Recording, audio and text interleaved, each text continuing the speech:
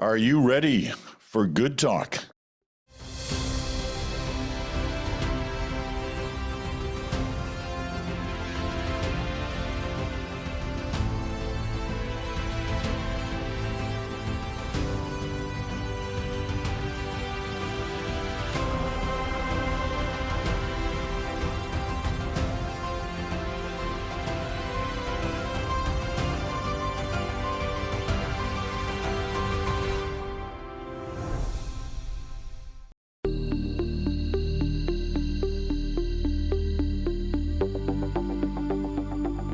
And hello there, Peter Mansbridge here, along with Chantal Hebert and Bruce Anderson. It's your Friday Good Talk. And as we say every Friday, there's always lots to talk about, and there is again today. I should mention that as we go to air today, there's a meeting taking place in Washington, not in the White House, not in the Oval Office, but at the Kennedy Center, where they're doing this draw for the World Cup of football, or soccer as we call it. And at that session are Donald Trump, Mark Carney, and the Mexican president, Sheinbaum. They're all there. And so naturally, we as journalists would say, well, clearly they're not going to talk about soccer. They're going to talk about trade. But everybody is assuring us that is in fact not going to happen. You know, you never know with these things. But there also seems to be an undercurrent that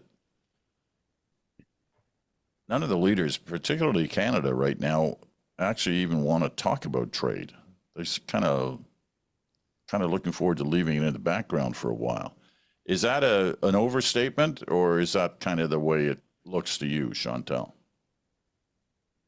It does look to me like up to a point we're playing the clock. Not that there's not much of an option. Those talks were not suspended by Canada. We didn't walk away from them. But the process unfolding in the United States is actually probably of more interest to Canada these days than anything that could be accomplished in conversations with the president or his team. They are still very much aggressive about what they want out of any conversation with Mexico or Canada, but at the same time, in the U.S. dynamics are not in the favor of the administration when it comes to trade. And you've watched, they're having hearings about what to do about CUSMA come the summer.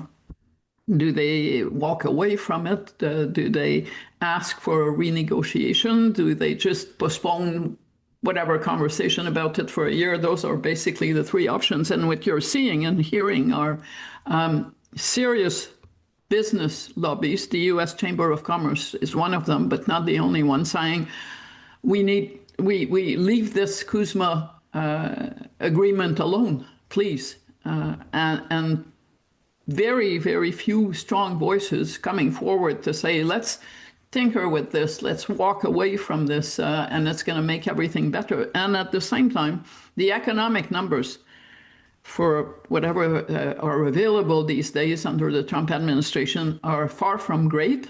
And the president's own standing on how he's managing the economy is pretty bad. So at some point, you don't want to meddle in something that is kind of making the case for you in a more forceful way than you could make it yourself.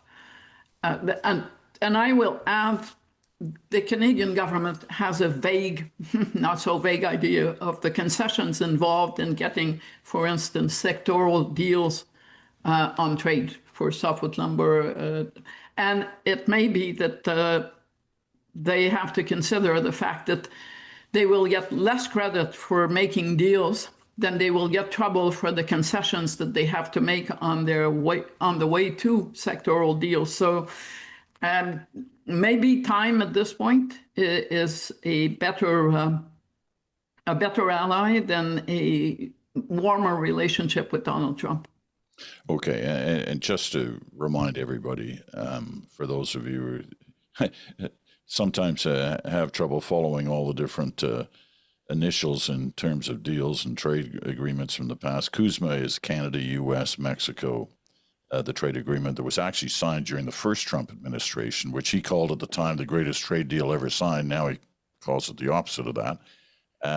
When he does talk about it, he hasn't said a lot about it lately, although you never know. You never know with Trump, especially with Trump, who is confronted with so many other issues right now. Chantal mentioned some of them in terms of some of the backlash that's going on within the American business community to some of the things he's been doing, but everything else from boat attacks in Venezuela to attempts at peace deals in Ukraine and Russia, and et cetera, et cetera. Bruce, do you see it the same way as Chantal on this? For sure, on the question of timing. It's so interesting to me to watch and reading some of the news coverage of this set of hearings that started this week in DC, which is really the American government saying to all of the stakeholders who have an interest, come and tell us what you think should be part of our thinking going into the renewal or the discussion about the renewal of CUSMA. Trump's favorability rating, which is a kind of such an important indicator in U.S. politics, everybody kind of focuses on it. It can be a bit of a blunt instrument, but as blunt instruments go, it was at 52% in February. It's at 41% is the best poll that I've seen in a while. Most of them look like they're now in the 30s. That's a dreadful number for all those Republicans whose names are going to be on a ballot in midterm elections for the Senate and the House of Representatives next year. And it starts to become a real dynamic in the selection process of who will replace Trump or who will be the next Republican presidential candidate. And there is no evidence that I can see that the public is saying these tariffs have worked out so well. Let's do more of them. Let's keep it going. If anything, the public has never really liked the idea of the tariffs. They bought into it on some level because we just elected this guy. Let's see what happens. But now people are starting to see enough evidence that the economy is weaker, that prices are higher.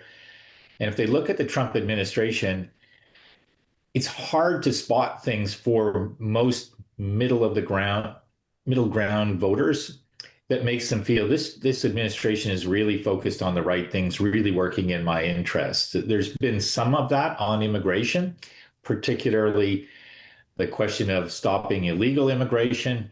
But the friction around ICE deportations is high. The sense of frustration with Trump always kind of looking to demonize minority groups like he's been doing with the Somalians this week. That's getting heavy on his polling numbers.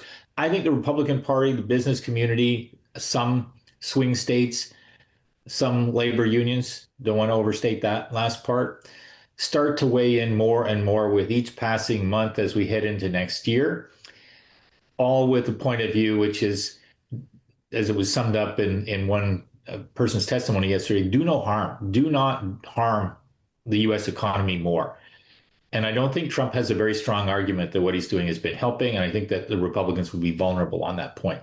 And so during that, the best position for Canada is don't talk about it? To keep working with the states and with the sectoral groups and company to company. I mean, I think that at the end of the day, it's individual companies that have supply chains, that have business dynamics that get really messed up by these kind of radical tariff swings back and forth. And they've been afraid to speak out against Trump.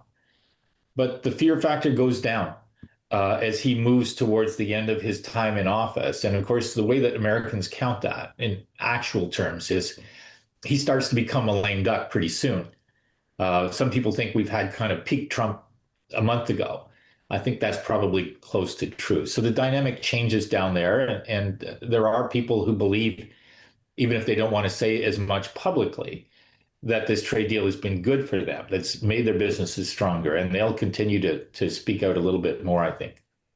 You know, last word, if you got one, Chantal, on this before we move on. But I keep being reminded of things you've said to us before about reminding us about the 10% extra tariff he was going to say he was going to put on Canada. When did he say that? Like a month ago, 6 weeks ago? He's never done it. Yes. Should we really go there? Have you noticed that every single political party in this country from the Liberals on down in the House of Commons and the premiers. No one is raising the, he threatened us with this 10% tariff. That was over the Doug Ford's ad campaign in the US. And why is no one saying anything? Basically because I think there are many fault lines in the Canadian position towards the US. But on this, there is an overwhelming, unanimous consensus. Let's not poke bears needlessly while we're picking berries. And that would be the equivalent. But it does illustrate the fact that, for instance, this week, there were musings out of the administration that they could just walk away from CUSMA, give notice and walk away. Sure, note taken. But beyond that, what does it actually mean is a secondary question. And I think over the past year, the one thing that has happened here, which is a good thing, is in public at least, politicians have stopped taking the bait every second that Donald Trump says something. And why? Not just because he doesn't always follow through, but because that did amount to playing his game. And I think public opinion, I'm not the poster here, but what I see on an anecdotal basis is that a majority of Canadians totally understand that this guy is not someone that you can normalize when it comes to negotiations. And so expectations should be low. I do think Carney erred early on when he started saying, I hope to have a deal by this date and that date. I thought those were rookie errors. The government now has gone the other route, which is under promise and over deliver if you're lucky enough to over deliver. But someone asked me this week, what's the political cost of Carney not getting or not having gotten a deal? And my answer was maybe less than the cost of making unacceptable concessions to say you have a deal.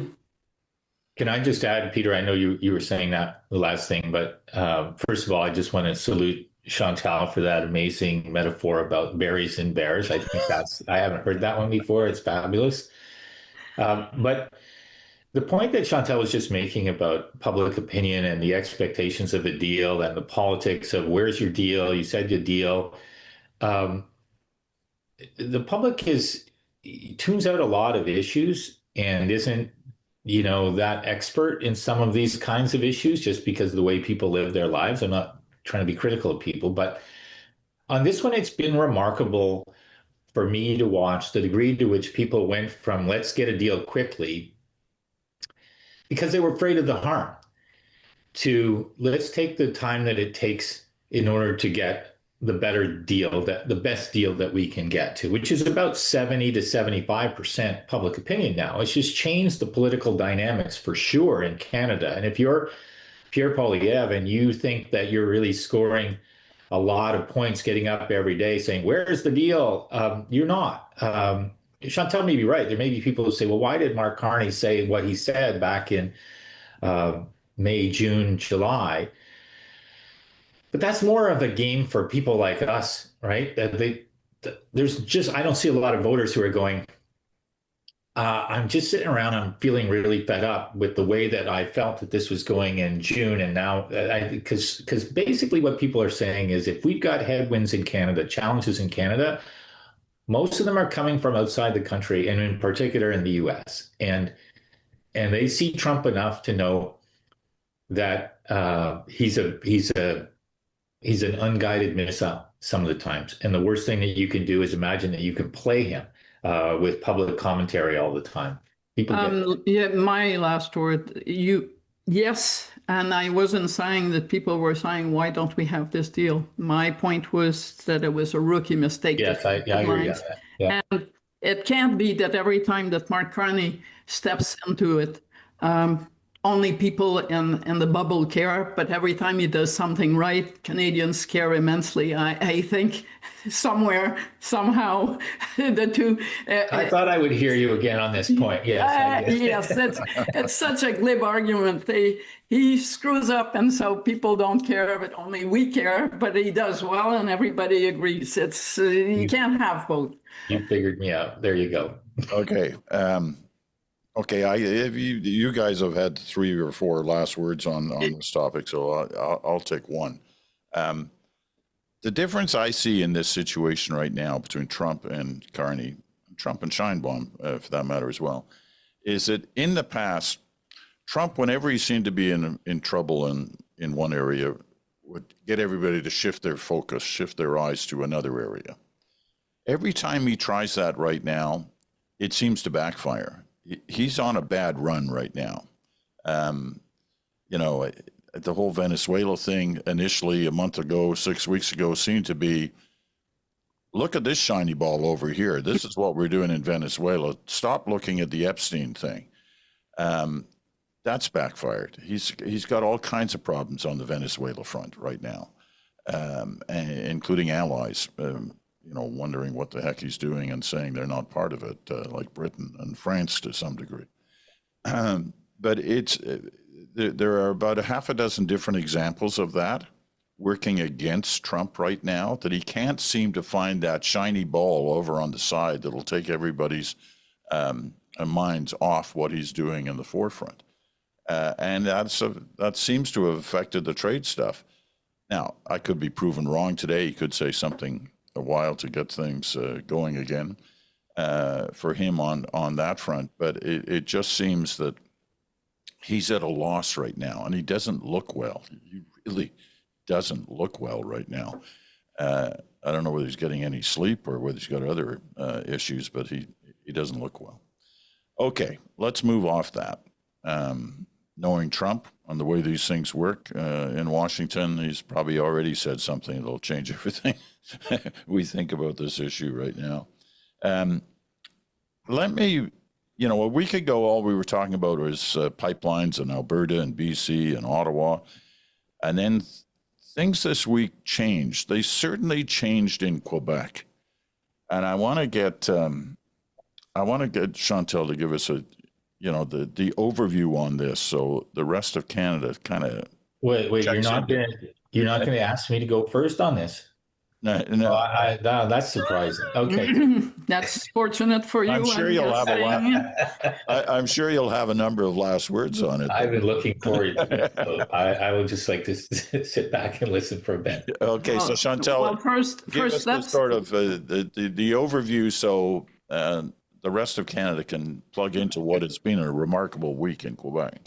So let's just set something aside. In the Quebec, the debate is not over a pipeline in distant British Columbia. It's about climate policy, and that conversation is ongoing. But because the Minister of Heritage, called the Minister of Culture now, Stephen Guilbeault, resigned, he was replaced this week, and he was replaced by Mark Miller.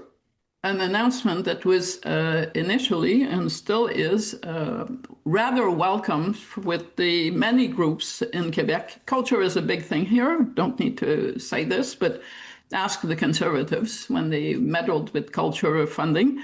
They lost prospects of a majority in 2008, and they never came back from that.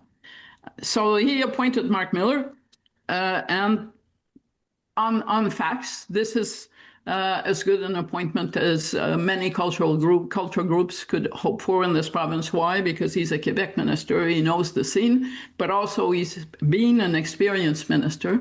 He was passed over in the 2 Carney shuffles, but he has had tenure at immigration and Indigenous services. So everybody understands politics here to the level of you can afford to lose 1 heritage minister from Quebec. You can't afford to lose 2, basically, which means Mr. Miller's word when it comes to defending his turf at cabinet or with will have weight. But then He is also someone who is very outspoken and sometimes veers off in this territory, which we love. Remember, Brian Mulroney used to do it, of veering away from policy to becoming a pundit and wanting to be on Good Talk. And so he is asked, do you believe that the French language is, it's kind of a trick question. There's always a question, right? Rite of passage. So he's asked, do you believe that the French language is in decline in Quebec? The easy answer is, of course, I realize that. Why? Because I have been part of a government that so realized that we amended the Official Languages Act to take that into account a few years ago. And I am happy to be the minister who will now get to put many of the features of that act into practice. Instead, he said, oh, I'm getting really tired of this debate on whether there's language decline because it's so politicized. Well, when a politician tells you that a touchy issue is politicized, that politician is basically politicizing it. So that should have stopped there. Bad beginning for Mr. Miller, the Bloc Québécois, and the Conservatives on the attack. Except the Parti Québécois leader, who suppose have as the next leader, the next premier in Quebec, this time next year, could be the premier, decided that he was going to take real shots, not at Mr. Miller, but at the culture groups in Quebec. Natural allies of the sovereignty movement since Bruce and I were born. And suddenly you have Paul Saint-Pierre Plamondon saying, these groups they're kind of, they're on their knees, they're crawling to the federal government, they're a shame on Quebec. He was kind of building up on what the premier had said about Mark Miller. Mark Miller was called by François Legault a shame for all to Quebec. But then François Legault and Mark Miller dislike each other intensely. They've had run-ins over immigration a few years ago. So now the conversation in Quebec has shifted to a battle, believe it or not, between the Parti Québécois leader and the culture groups that are his allies. And guess who's not winning that battle? The Parti Québécois leader. Groups are up in arms. So to give you a taste, because this is really inside, but it's big here. People talk about it on the street, those comments. This morning, someone from the culture community tweeted, or I think overnight, because Mr. Saint-Pierre Plamondon is incensed that the culture group said, good appointment, we're going to be happy to work with you, etc., which is kind of pro forma when you get a new minister. So this morning you will read tweets. It's a tweet from Paul Saint-Pierre Plamondon from the day after the US presidential election, where Paul Saint-Pierre Plamondon congratulates President Trump on his election victory, which to anyone reading it goes to, yeah, right, we're taking people, telling people they're disloyal to Quebec for congratulating a minister for being appointed to the culture portfolio, but you congratulated Donald Trump for winning the election. It's a big break, I think, for the Carney government. Why? Well, for one, it deflected all the attention away from Minister Miller at the time when it needed deflecting. It cut the legs from under the Bloc Québécois attacks on Mark Miller, because Yves-François Blanchet is not keen to defend his friend, the PQ leader, but also because it allowed the government the federal government to remind Quebecers that it has been a major and so far reliable partner on culture in Quebec. And that really matters on a week when the environmental and climate credentials and the worth of the word of Mark Carney is being questioned on another front. So a lucky break that stemmed from a stupid mistake on the part of the new Minister of Culture. Go figure. It's going to be an interesting year. There will be more of those. Poll this week showed the Parti Québécois on the day that this happened. The Léger poll on voting intentions in Quebec put the PQ 29 points ahead of the runner-up in Francophone Quebec. If those numbers materialized, there would be a tiny, tiny little group on the West Island that would not be the Parti Québécois. That was before all this happened. Yes, but voting intentions, you need to divorce voting intentions from that conversation. Why? Because at this point, Quebecers do not want change, do not want to see François Legault ask for another term, are unhappy with the Quebec Liberals, who have been doing terribly in the polls because they're stuck in battles of their own. And so the only person standing as an alternative to François Legault for now is the Parti Québécois leader. That could change if the Quebec Liberals and the Coalition Avenir Québec were to undergo leadership changes between now and, say, the spring. The election is set for next October. But at this point, he is the only one who seems to be leading a party that's not falling apart or led by someone who is becoming incredibly unpopular.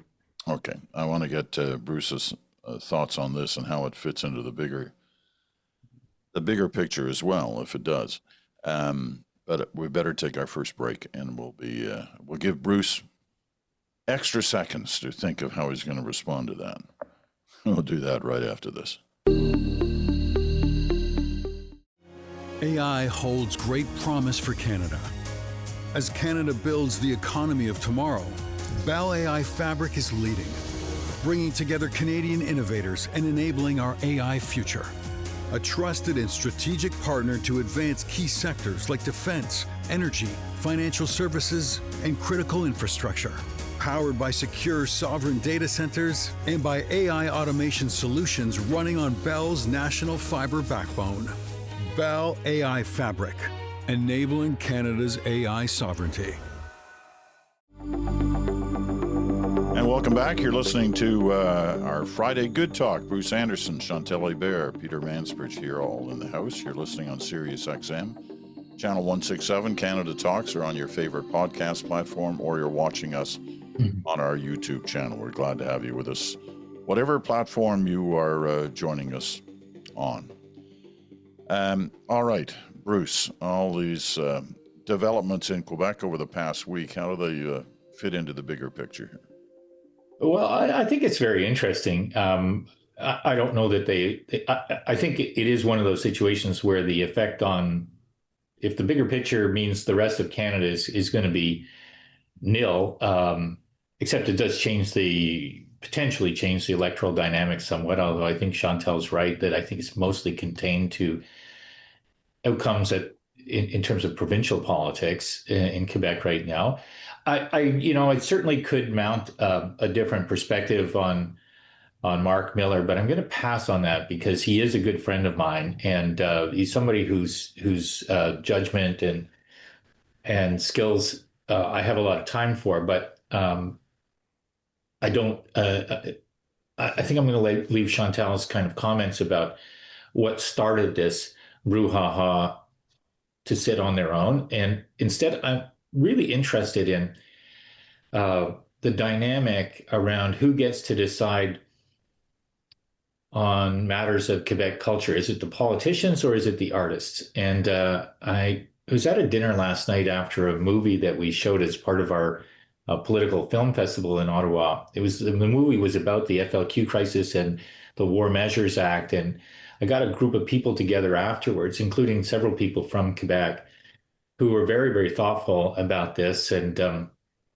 the conversation did turn to what we're talking about, because Chantal's right. It's a big conversation in Quebec and an important one, and has been important since we were born.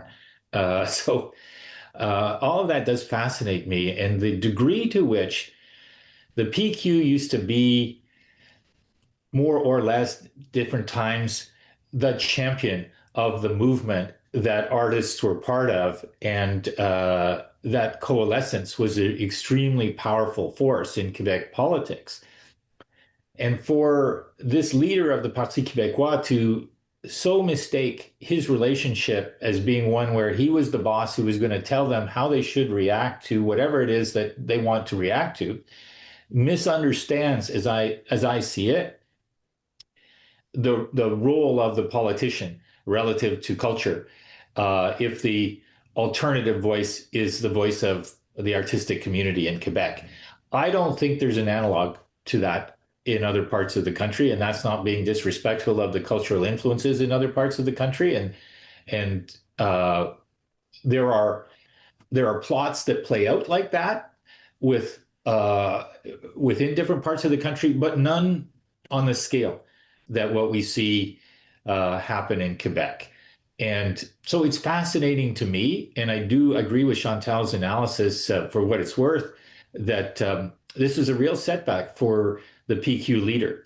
And it's not the kind of thing where you can go, well, I'll just change my policy. He said something that implied a dynamic that did not exist, in which the cultural community said, stop right there.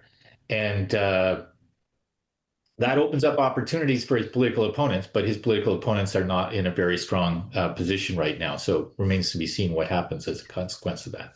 I should note that because we haven't been spending a lot of time, and that's not criticism on Paul Saint-Pierre Plamondon, the man who might be the next Quebec premier, but this is not the first instance where he has gone and been very aggressive and over the top in comments. His relationship with the National Assembly media parallels that of someone called Pierre Poilievre with the National Press Gallery.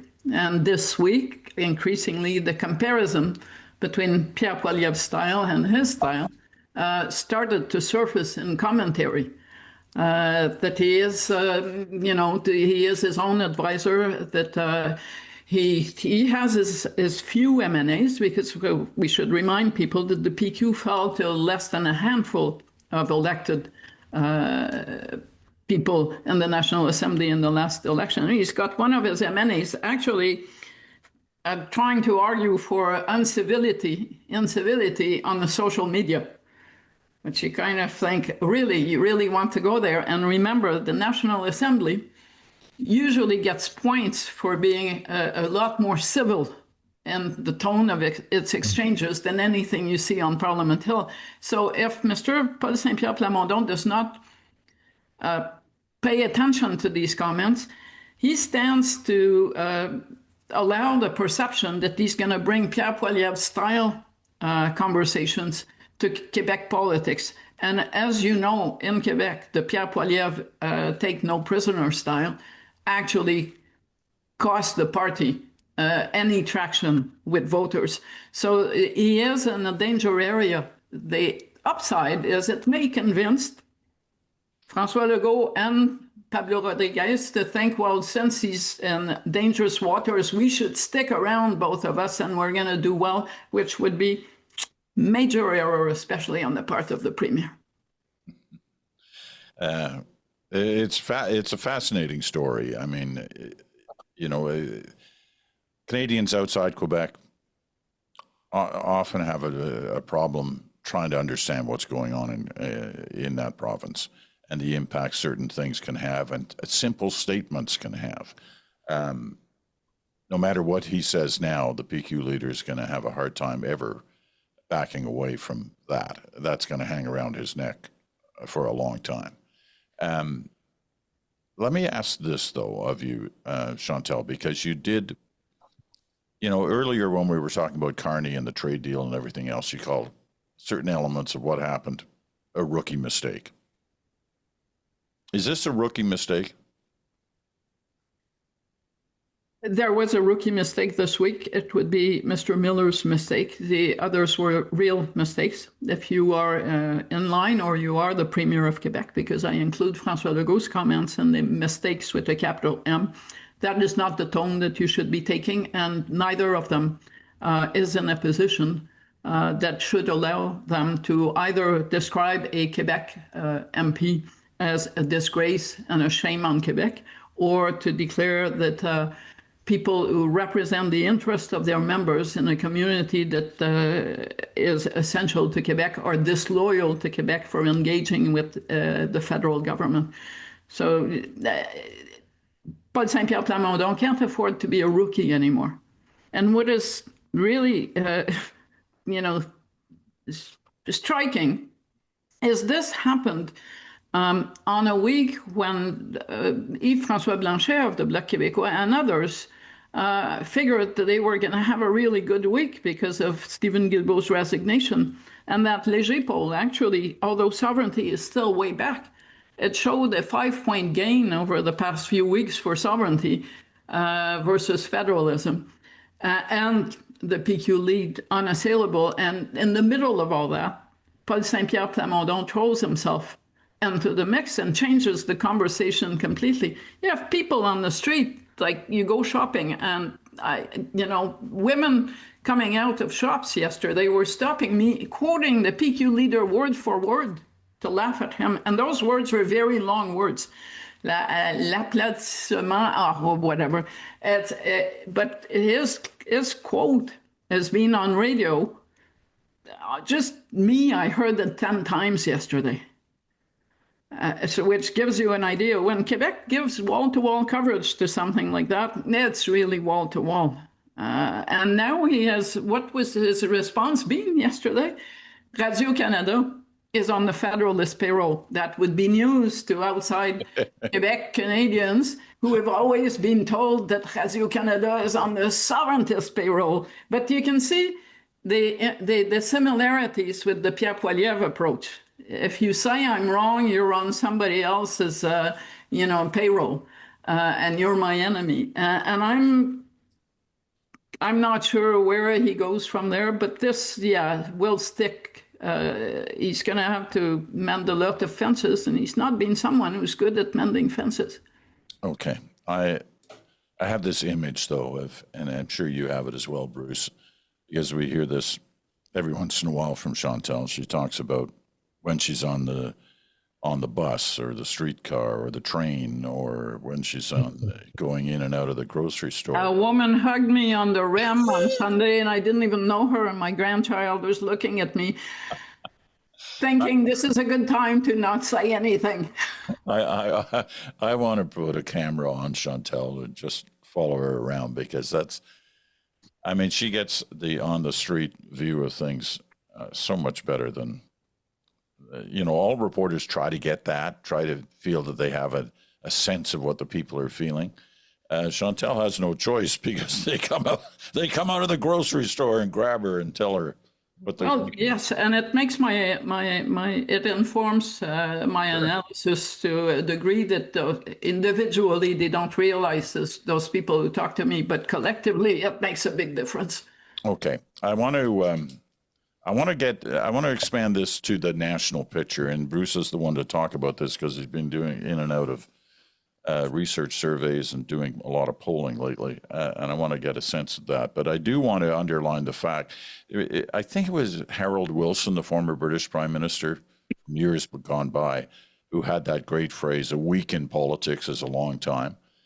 Just think about this past week that we've had in Canadian politics, whether it's in BC or Alberta or Quebec or wherever it may be. The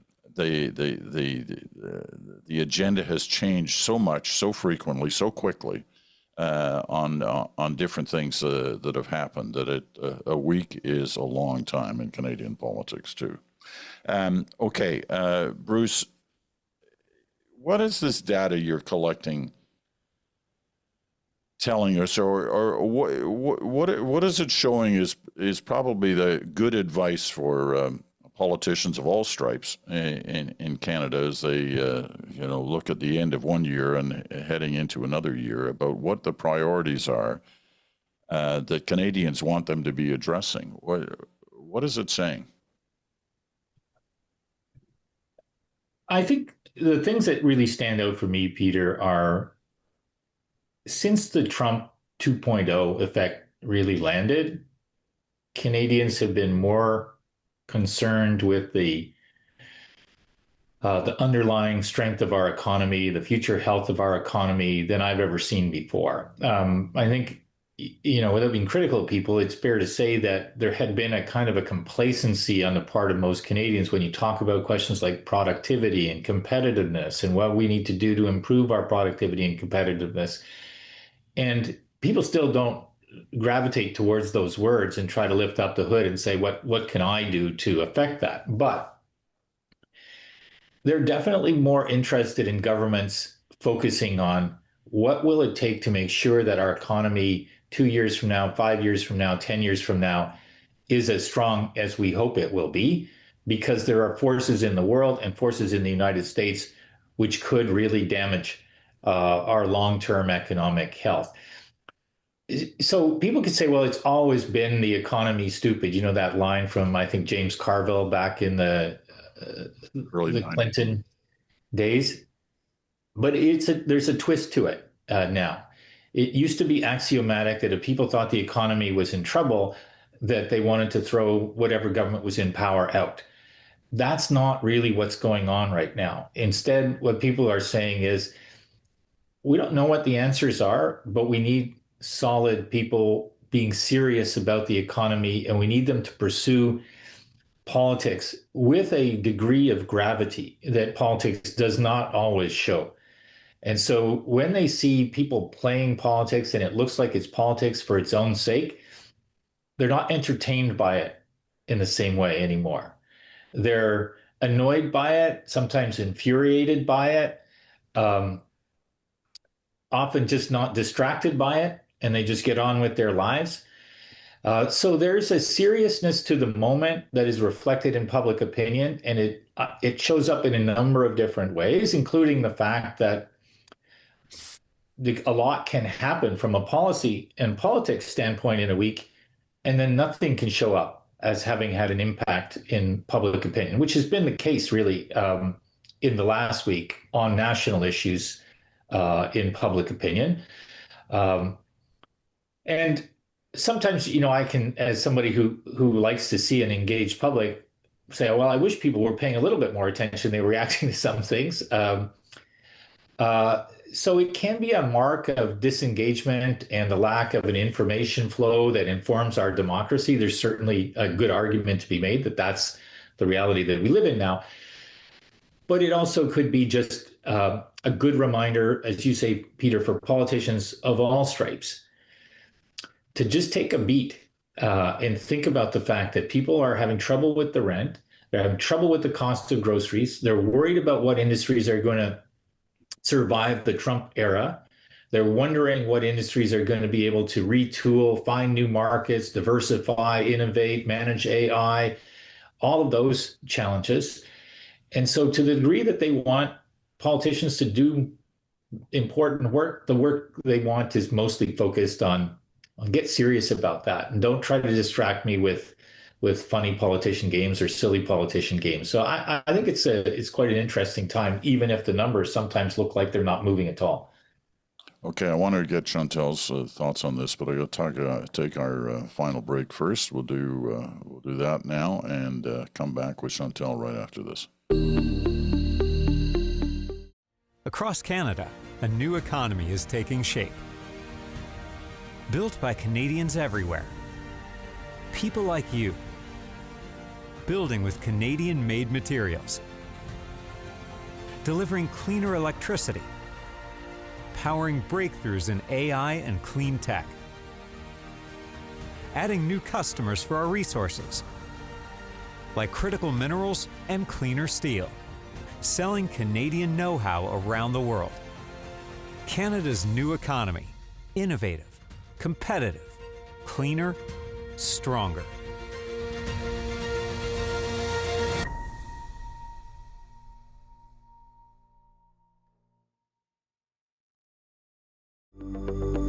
And welcome back. Peter Mansbridge here with Chantal Hebert and Bruce Anderson. It's your Friday Good Talk. That was our final break, but we still have lots of time left.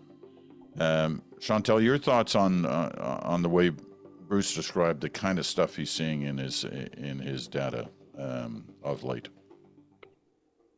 I agree that economics and being serious matters, but I also would say we have had a chance to kick the government out because of economic challenges just a bit more than 6 months ago. And despite what people say about voters, they are not inconsequential in the sense of, I didn't get dessert tonight, so I'm going to kick them out 6 months later. I believe they're still watching and deciding. And at this point, I think what polls also show is that many, many voters may have qualms about some of the policy directions, for instance, of the federal government, or if you're in Ontario, the Ontario government, or in BC this week. But they're looking at the alternatives, and they're not finding that the alternatives inspire enough trust to be saying we need to try someone new. If you're a voter this week and you're not happy about David Eby, and plenty of BC voters are not, you do not have an alternative. What you have is an official opposition in disarray, with a leader that has resigned, with a divided caucus. And if you're in Ontario, you could argue that the opposition parties, the Liberals and the NDP, both have so far not gotten their act together since since this year's election. And we talked about what's happening to Quebec.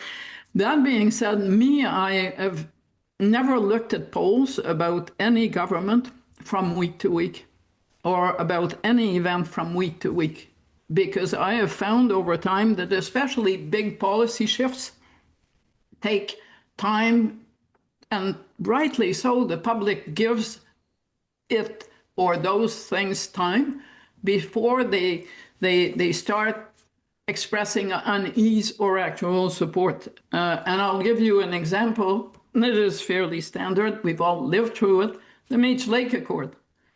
Do you really think we would have seen a week after I was struck, with all the premiers signing off, that we would have seen in the polls what was going to happen to it? Where I am on this is some of the undertakings of governments take time to deploy, and time is rarely the friend of governments that do ambitious things. So I'll give you an example where I think, for instance, this Alberta-Ottawa, since it's the elephant in the room, where I think the problem may be, it may be that a year from now, the prospects for a new pipeline off to the coast of BC will look dim, at the same time as more people are saying we do not have a climate policy that is serious enough. And at that point, you lose the pipeline crowd, but you also lose the climate policy crowd. And I'm not talking huge numbers. We keep forgetting that in this country, where the votes go matter. You don't need a huge NDP revival to hurt the Liberals. And you do not need the Bloc to take 50 more seats. There aren't 50 to be had for the Liberals to be in significant trouble overall. So I'm willing to live, and I've always done that with this French saying. It says, laissez le temps au temps, leave time for time. And I'm basically sitting there, not rushing to judgment on how things will unfold. Bruce? I think I agree with a lot of what Chantal said. I think that I'm staying very focused these days on swing voters in terms of trying to understand where the dynamics are that could make a difference, because Chantal's absolutely right. It's not everybody that's at risk, and it doesn't need to be. The last number of elections have seen really small differences between the number of conservative votes and liberal votes, and the outcomes can be really remarkably different based on small movements. The swing voters, as I estimate their size now, are about 12% of the total electorate. And yet we look at public opinion sometimes, or it's reported as though the kind of the top line aggregate numbers are really the only thing that we need to look at. But a third of people won't vote.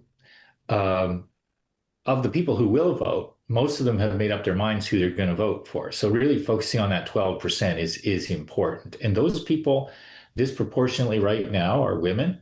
They're over the age of 40. They have weaker incomes, lower incomes. They're very worried about the cost of living. And they're going to be attentive to a variety of issues. These are people who describe themselves mostly as on the center of the spectrum, 77%, I think, on the center of the spectrum. So they're not, you don't have a lot of ideology in it. And I think Chantal's description of them as people who we'll take a moment, we'll think things through, we'll react over time. I think that's right. And the two things that, in my experience anyway, ultimately affect how they, where they net out. First is the consequences. What are the consequences of what act a politician or a leader has taken? And sometimes those will take time to be seen. Will there be a pipeline? Will there be a climate policy 2.0 that will become clearer over time as a couple more pieces are laid out and as more effort is put into describing, okay, we're removing these policies and replacing them with these. And then people can judge whether or not that new approach to climate policy is the one that they're comfortable with or that they can believe in. So consequences of the actions, which sometimes does take a period of time to flow. And then the other is, what are the motives? People often don't have enough policy knowledge to really say, get under the hood and say, I think this will work, but only if they do that way. And sometimes they default to, what do I think this person, this leader is trying to do? What do I think their motives are? Are the motives good? Or are they questionable to me? And that's a big question, because sometimes people can just look at politicians and say their motives are self-interest. Their motives are purely political advantage. So I think those two things are always important for politicians, sometimes ignored. And politicians, to the extent that I give them advice, is make sure that people always understand what's motivating choices that you make and what the consequences are for those people, and try to describe the consequences. And I think, people are patient, as Chantal says, and they're not of a mind, obviously, to have another election because they just had one, which doesn't mean they're happy with everything, doesn't mean that they're waking up every morning wondering what happened in Ottawa either. Yeah, only we do that. Actually, do we just look at what happened in Washington and how many tweets were issued overnight? It's A lot of that. Agree with that too. It has changed what we do. It's been going on in the U.S. The way we look at news in the morning is not the same as the way we looked at news when things were, put it this way, more normal. I was in a conversation earlier this week with a lot of really smart, intelligent people who spend time thinking about politics. And I was asked the question about, well, what does it mean if an issue that was at the top of the public opinion priority list is moved down to number 11 or number 12? And why have people lost, concern about that? And I said, well, it doesn't mean that they've lost concern about it. I mean, I can wake up in the morning and be horrified by what Trump is doing with Venezuela, or, any number of things that can all of a sudden shoot to the top of this is a really big priority because this is going terribly. But it doesn't mean I'm not concerned about the thing that I was concerned about last week. It just means the question is too much of a blunt instrument to understand that I can be worried about 25 things. And I think that's the reality for a lot of people today. Okay, I'm going to have to call it a day there. It's been a good conversation. I appreciate both of your times on this. We're rapidly closing in on the end of the year. In fact, next Friday is Chantal's last one before she takes off for her holiday break. We'll keep going. The following week so we've got 2 more weeks to go before we take our break. Filling in 2 weeks from now for Chantal will be Bob Ray, the former UN ambassador. He's going to join us, Bruce and I, for a conversation, which I'm sure will touch on some of the things we just touched on in this last segment in terms of what politicians are thinking and what their constituents are thinking, and in terms of how those two should join in some discussion over the holidays, breaks, perhaps. Okay, that's going to wrap it up for this week. Thanks to Bruce, thanks to Chantal, and thanks to you for listening. We all hope you have a great weekend, and we'll talk again on the bridge coming on Monday. Bye for now. Have a good weekend, you guys. Bye.